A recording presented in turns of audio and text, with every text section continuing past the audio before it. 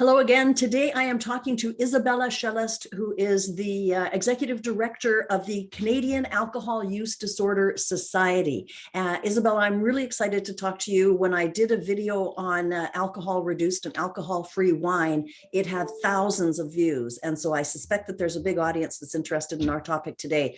What is the difference between alcohol use disorder and alcoholism? Thank you for having me on your show. It's really great. Alcohol use disorder is a term that is used clinically for alcoholism. Alcoholism, as we know, is the inability, and alcohol use disorder too is a chronic medical disease that can be treated with medication as well as with counseling. And although the two are interchangeably, in the clinical community, we usually use alcohol use disorder. And in general public, we use it as the term alcoholism. Okay, so now I was shocked when I first heard Dr. Jeff Harry's talk about this, because I think we have all been raised to believe that if you are an alcoholic, the only road to being fixed is through AA and programs like that. So the 12-step, 7-step, and complete abstinence. But your organization promotes the use of medication to treat this as a disease instead, right? Not necessarily instead. We know that, when it comes to AA and other means of treatment, they are effective for some people, but they're not effective to all. And so having the ability to use medication can reach to those people who perhaps are not using AA or are not following with AA, and it doesn't suit them as well. It's just another way of helping them overcome this disease. And the medications that we're talking about, they're intended to be really used concurrently with clinical counseling. Those medications, they help with prevention and with overcoming the cravings that come with using alcohol, and also help with those physiological symptoms. So that way the client or the person is in a better position to take on more long-term therapy, for example, through counseling, to really understand and overcome the trauma that has led them to drink in the first place. Izabela, how well known are these medications amongst the general medical establishment? Because truly, I don't remember hearing about this ever before. I think this is what is so incredible about this entire initiative, is that those medications have been available for many years, some of them actually for decades, and they are also used for different conditions in everyday practice, physicians' practice. But when it comes to associating those medications with treating alcohol use disorder, that is something that is not very well known. In fact, we know that in medical schools, it's not being taught at all. General physicians and the medical community, they don't know about their use, and they're not really prescribing them as readily as we could. We know that really out of the small percentage of people who struggle with alcohol use disorder, when they do go to physicians for help, we know that really less than 1% actually gets the treatment, that medical treatment that they need to overcome that. So there is that association, and there's also, I think, there's a stigma, right, that is also associated with not really moving forward with treating alcohol use disorder as a medical condition that it is, but having that understanding that it is some sort of a moral and personal failing, right, of why this person is drinking, which now having that stigma indicates that if it's personal failing, then there is no medication that can help it. It has to be a different way to do it. So what we're trying to do is we're trying to reiterate the message that alcohol use disorder, in fact, is a chronic disease. It's a relapsing disease. And there is medical way that can help clients with overcoming that, and with helping them kind of get their life straight. Can you give me an example of what might be a fairly representative patient-client story? Like, what kind of circumstances would they come in to see you or any of the physicians that are associated with you? And what would happen then in terms of the treatment? Oh, there's plenty of stories that we have. And in fact, I think this is one of the most rewarding aspects of this work, is that these medications do work. We had just recently, we had somebody who had really difficult time. It was a younger woman who with a child, and she had a difficult time controlling her drinking.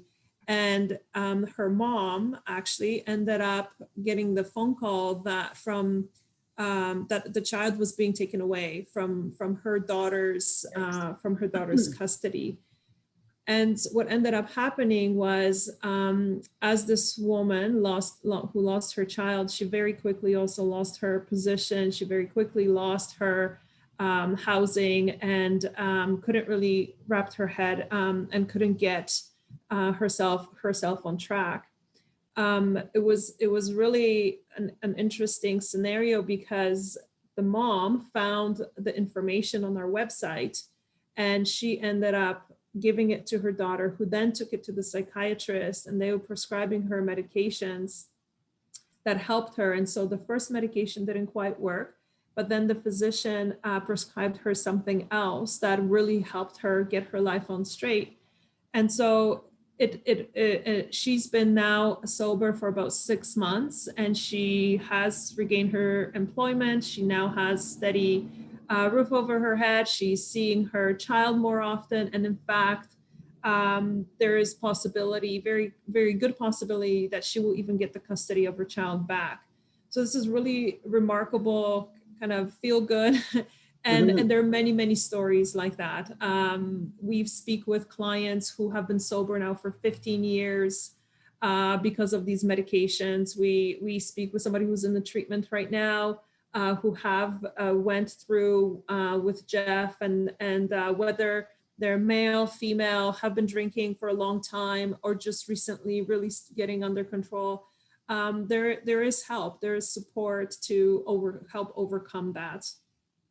Amazing, amazing. So tell me a little bit about Jeff. As I say, I tripped across Jeff in the context of some other work that I was doing, and listened to his first big pitch about, why are we not treating people? We've got these medications available. Why are we putting them out there, as you say, making them face up to this as some kind of a moral failing? You know, oh, you need the willpower, you need to, when there is this other alternative. So tell me a bit about Jeff and his background. So Jeff is a retired family physician now. He has been treating AUD for about 20 years or so, and really started spreading the word about it, I think back in early 2000s, when he came across an article that actually, a medical article that talked about the use of medications to treat AUD. And it wasn't anything related to aversive therapy or anything of such sort. It was very much just helping clients and helping people overcome those symptoms. And so he started prescribing those medications. And then he realized that, yes, they're very effective. And so then he started really talking to as he says, anybody who would listen to him about these medications. So he's been giving presentations to the medical community, general public, within the province of BC, and also I know he's been presenting at different conferences in different communities and provinces as well. So he's been, I believe in the last little bit, he gave about 260 or so presentations for over 4,000 people. So he's definitely spreading the word. And I guess as part of that, really to support this initiative, that's how our society was formed, right? To really formalize that message. He has been also participating with the British Columbia Centre for Substance Use, or BCCSU, to help develop the clinical guidelines for high-risk drinking as well as alcohol use disorder. And these guidelines have now been published, and they are available on their website to use. We know that in British Columbia, we're definitely the innovators and being able to incorporate those medications as part of the treatment plan. I know that really no other province or territory has such guidelines to include the use of these medications. Wow. So this is really exciting, and I know a big part of that is really with Jeff's involvement and dedication to this cause. It was very delightful to see recently that BCCSU has recognized his contribution to this work, and they have instilled an inaugural prize for Trailblazer award, and it was really organized and thought of him and his contribution, and he was the inaugural recipient of that. So this is very, very exciting for us. It is. It's fantastic. So listen, if there's someone, if there is someone listening to us now who has a member of their family, a friend, or even themselves who are struggling with their ability to control their alcohol consumption, what would you say to them? What should they do? I would say that there is hope. There is a way of overcoming that. It is possible to consider it as a chronic medical disease that it is. And it's not a moral or personal shortcoming or failing. It truly is a disease. We do have resources that are available on our website at www.cauds.org.